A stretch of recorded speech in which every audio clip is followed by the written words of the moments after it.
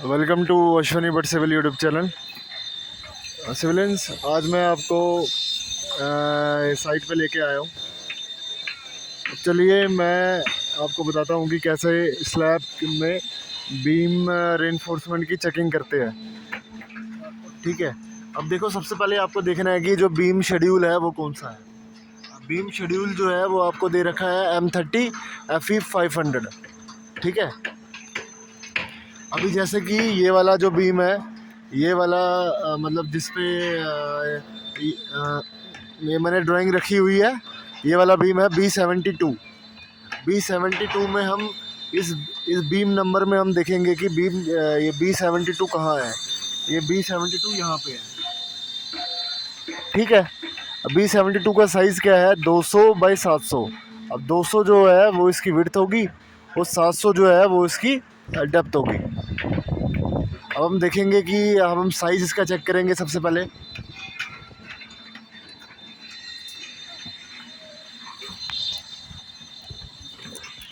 इसका साइज़ देखो कि 200 बाई 700 आ रहा है। ये 200 और 700 इसकी डेप्थ है। ओके, ये आ रहा है 600 और 100 mm ये जो है ये स्लैब का आ गया। ठीक है,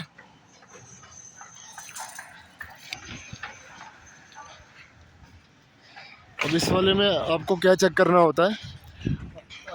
B72 का आपने देख लिया 200 बाई 700। अब बॉटम रेनफोर्समेंट में अगर आप चेक करोगे कि इधर यहाँ पे 216 के है, 16 mm के दो बार है। अब चेक करो 16 mm के दो बार है कि नहीं है। ये हो गया एक बार और ये हो गया दूसरा बार। ओके, उसके बाद हमको देखना है कि ये तो हो गया लेफ्ट में, एक है मिड स्पैन और एक है राइट स्पैन। हमने 216 का देख लिया और मिड स्पैन में जो फॉर्मूला लगता है वो ड्राइंग के हिसाब से है L/7।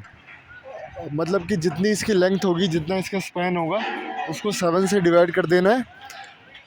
और फिर दोनों तरफ से लेफ़्ट और राइट साइड से हम छोड़ देने हैं। तो बीच का जो स्पैन आएगा वो उसमें ये बार देना है, उसमें 2 12 का बार देना है। ठीक है, अब देखो इसमें बीच में मिड स्पैन में 2 12 का दिया हुआ है क्या।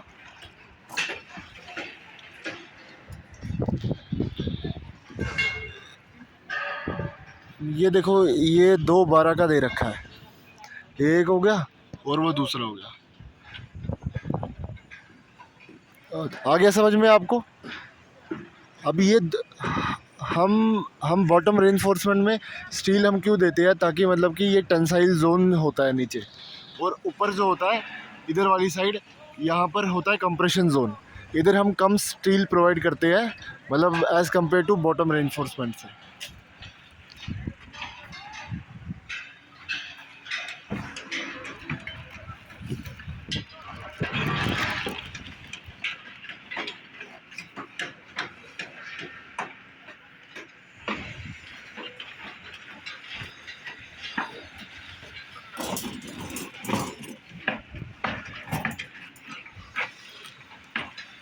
इसमें अगर मैं आपको और दिखाऊं डिटेल में आगे, अब हम शेयर एनफोर्समेंट चेक करते हैं लेफ़्ट में, मिड में और राइट में। B72 का देखो,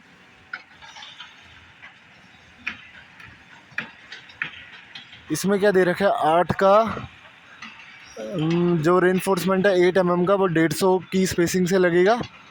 ठीक है, ये है लेफ़्ट का। अब लेफ़्ट का है वहाँ पे,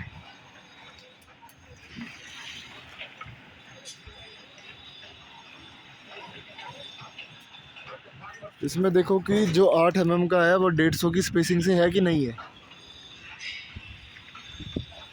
ये यहाँ पे मतलब 130 आ रहा है, किसी में 150 आ रहा है। यहाँ पे इधर यहाँ पे 150 आ रहा है, ये सही है।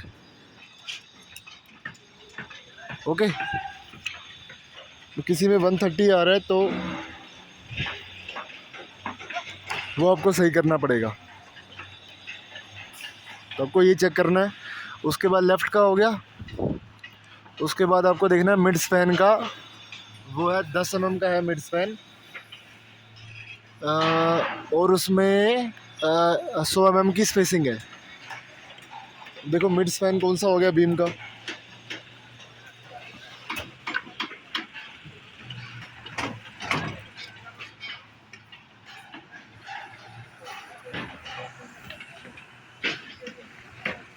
ये वाला जो हो गया ये शेयर इन्फोर्समेंट है, और वो वाला जो हो गया ये मिड स्पैन है, वो वाला भी हो गया शेयर इन्फोर्समेंट। ठीक है, अब हमको मिड स्पैन में हमको चेक करना है कि 200 की स्पेसिंग है।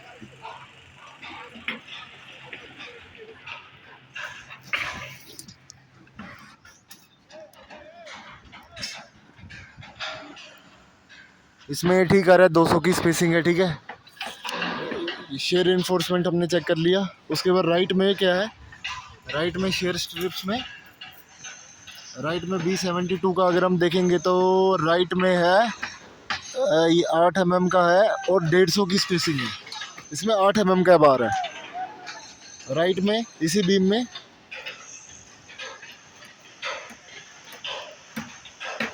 इसमें 150 की स्पेसिंग है।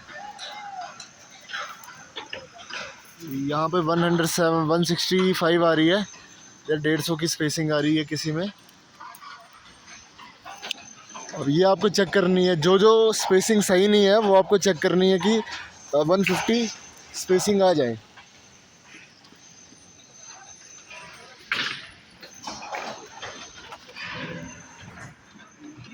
ओके,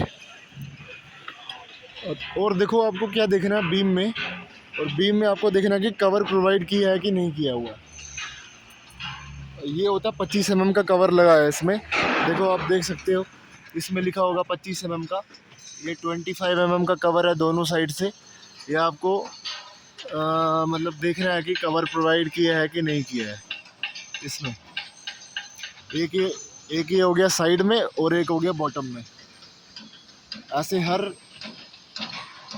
हर 1-1 मीटर के बाद आपको ये कवर देने हैं बीम में। 1 मीटर या ज़्यादा 1.5 मीटर पे आपको कवर देना है अगर कॉन्टिन्यूस बीम है तो।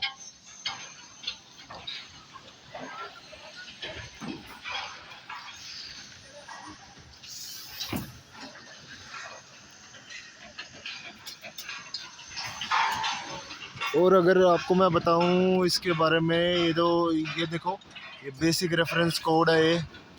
अब डिफरेंट नॉमिनल कवर्स में फुटिंग का अलग है, कॉलम्स का अलग है, फिर कॉलम एंड वॉल का अलग है, फिर उसके स्लैब के बाद अलग है, बीम का अलग है।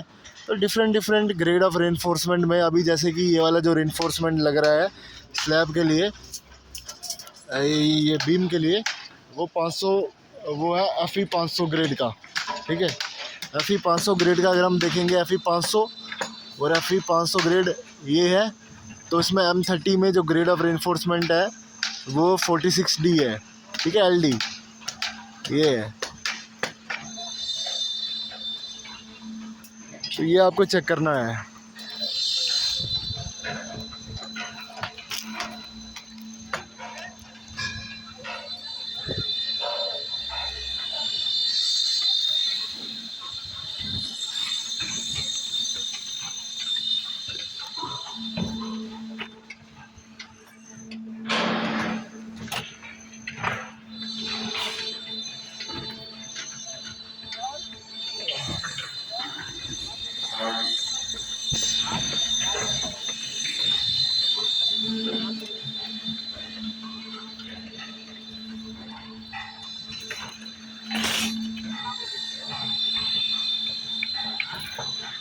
हाँ, उसके बाद देखो आपको ये भी चेक करना है कि जो ये हुक प्रोवाइड करते हैं, ये वाली जो हुक है ना, ये जो हुक है, ये वाला बीम का जो रिंग का जो हुक है, इसका जो एंगल जो होता है वो 135 डिग्री पे होता है। आपको कभी भी 90 डिग्री पे नहीं देना है। अब 135 डिग्री पे हम इसलिए देते हैं ताकि अर्थक्वेक रेजिस्टेंट हो जाता है ये। ठीक है, इसकी स्ट्रेंथ बढ़ जाती है और इसमें क्रैक्स वगैरह में ये जल्दी नहीं आते हैं, तभी हम ये 135 डिग्री पे बेंड करते हैं। और बाइंडिंग वायर भी देखो, मतलब देखनी है आपको ये प्रॉपर लगी है कि नहीं लगी है। हर एक मतलब जितनी स्पेसिंग होगी, जैसे मैंने आपको ड्राइंग में बताया अभी, ये जितना भी है यहाँ पे शेयर वॉल है।